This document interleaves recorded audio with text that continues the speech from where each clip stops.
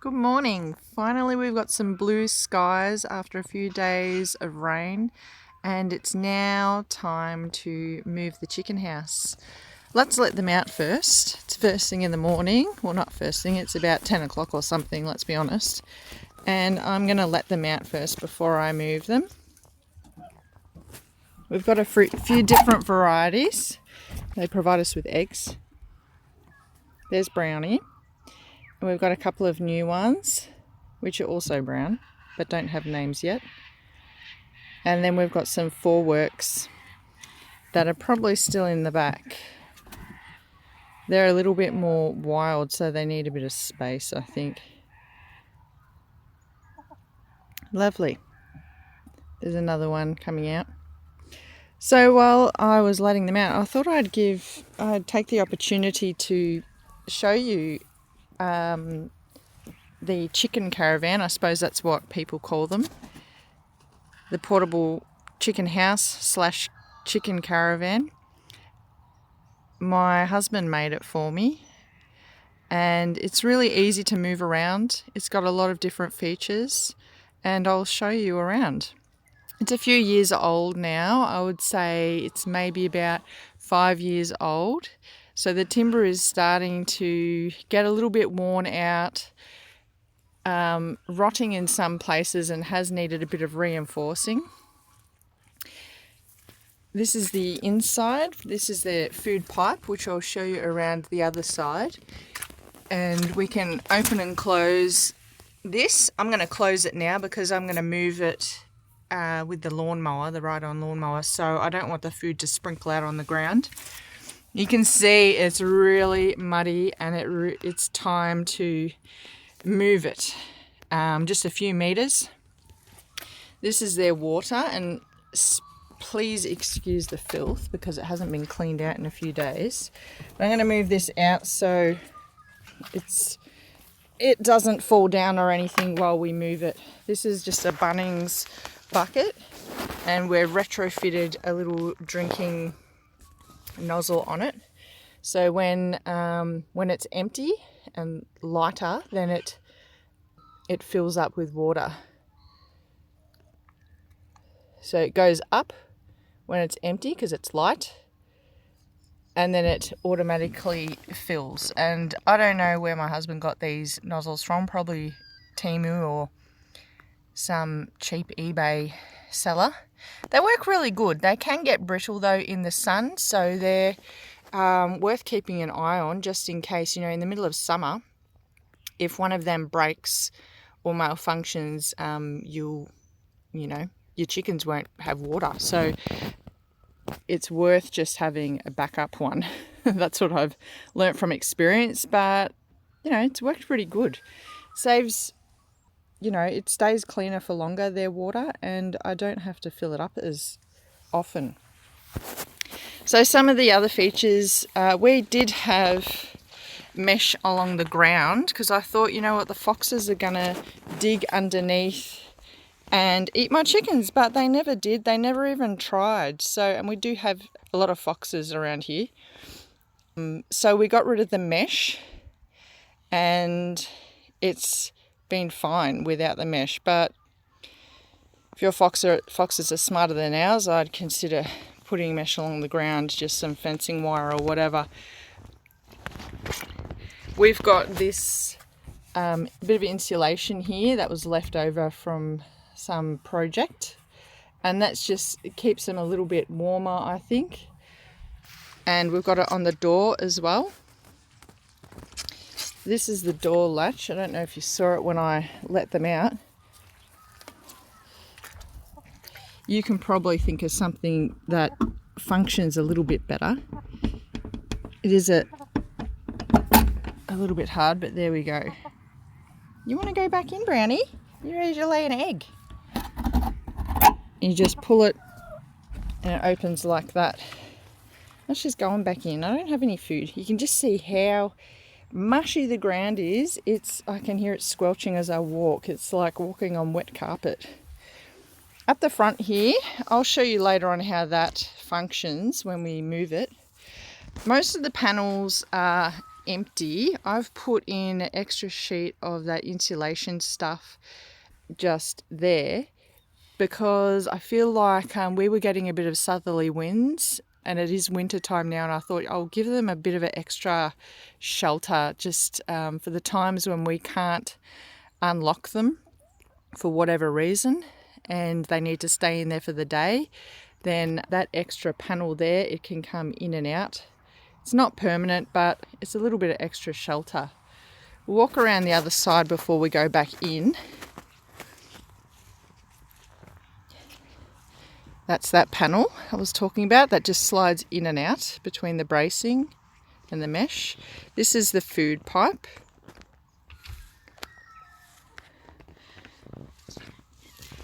And really easy to make.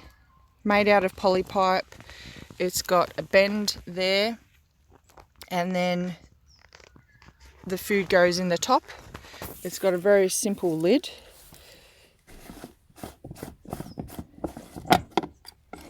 Food goes in there, lovely. And it's been watertight. It's pretty good. We put an extra adjustment on the inside of it to adjust the flow of the feed. But it's been really good.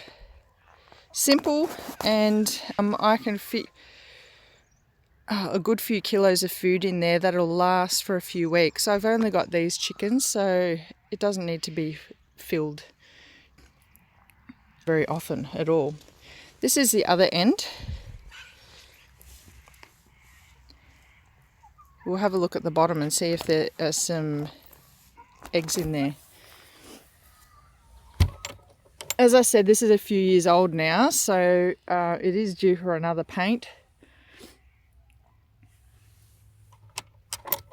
Really simple design. Watch out, Brownie. Watch out. And we've got a couple of eggs in there. I use sawdust. I feel like I used to use straw, but sawdust really absorbs any moisture, and I haven't had any issues with mites or anything like that. I've just got to make sure it's not treated sawdust.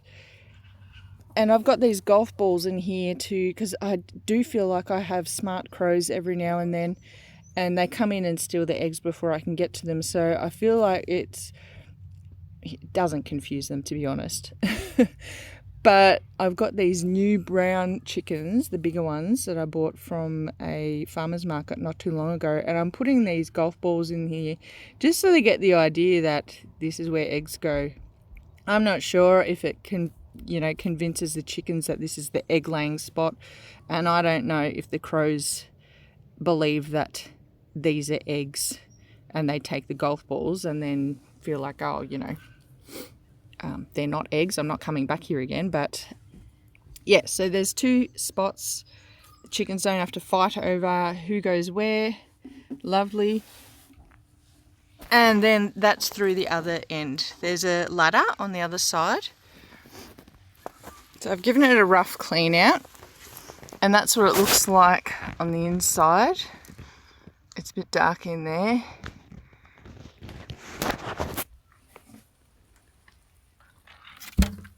It's easy to hose out as well. In the warmer months, I like to give it a proper wash out, so it's the smaller waste gets washed out a bit better. And on the inside,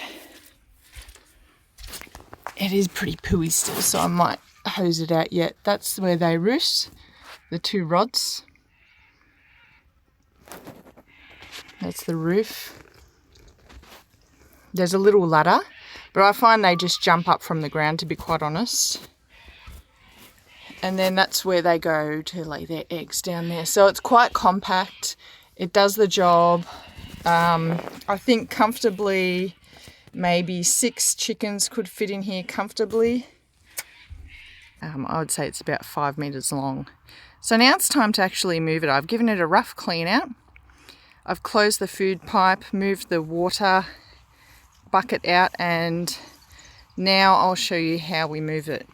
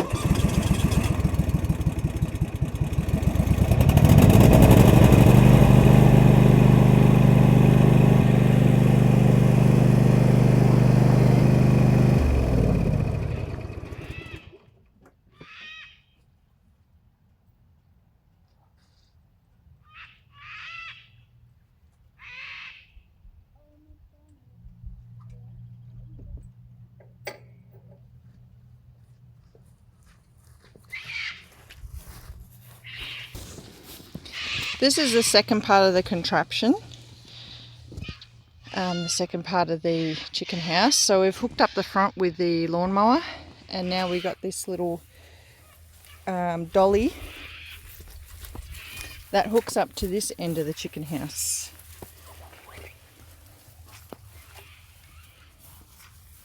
So we've got these pins that need to wriggle out. There's one on each side.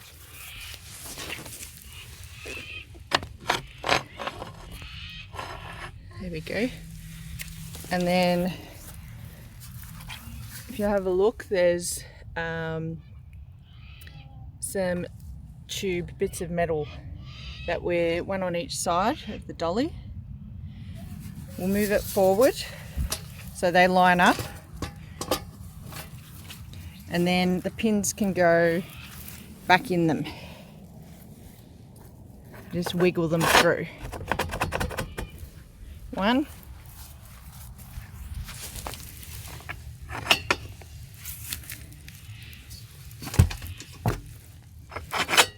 2. Lovely. Now the next bit is a little bit tedious. We'll have to use 2 hands. So I'll put the camera on a bucket again. There's another pole. There we go. And we just need to pull this down. Be pretty careful because it can slingshot the person back up if they're too light. The pole lines up with another piece of metal. Lovely, just like that. We'll give you a close-up. This is what the pole lines up with. This is a tube, and then there's a bit of a rod that it is poking into. And some good sturdy tyres. So now it's ready to transport. It's been lifted up completely off the ground by maybe half a metre. It's hooked up to the lawnmower,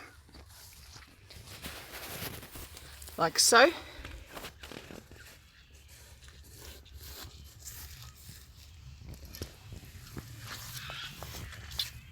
And I need to probably wind the dolly wheel up a bit more so it doesn't drag in the ground, but essentially it's ready to go. Let's move it.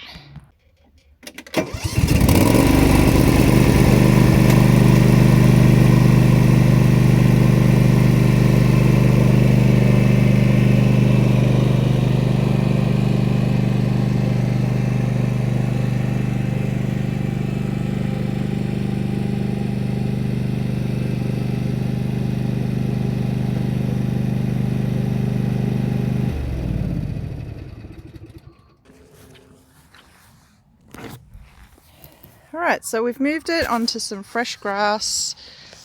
Chickens will really appreciate that. Lovely. And you can see where it has been really mushy, and the grass can regrow a little bit. This is where it was, and you can see the cape weed is not happy at all. That's one thing I've noticed. We've got a lot of cape weed this year because there's so much rain and not really any icy weather. There's no frost. It's been all right for the cape weed. But this is where it was a few weeks ago, and you can see all the cape weed died off, and some of this grass is left, this is good grass for the lawn. I don't mind it at all. It's really quite good. This is the week before that. Well, the cape weed is dead as well, and the clover has managed to stay living, which is really perfect. It's what I want. Moving up here, this was, I don't know, another few weeks before that. All the cape weed is gone.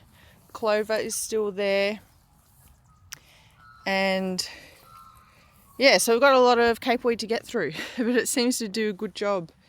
So now what we'll do is we'll put it back down, and we do everything in reverse order, and then we can open up the feeding tube and put the water back into it.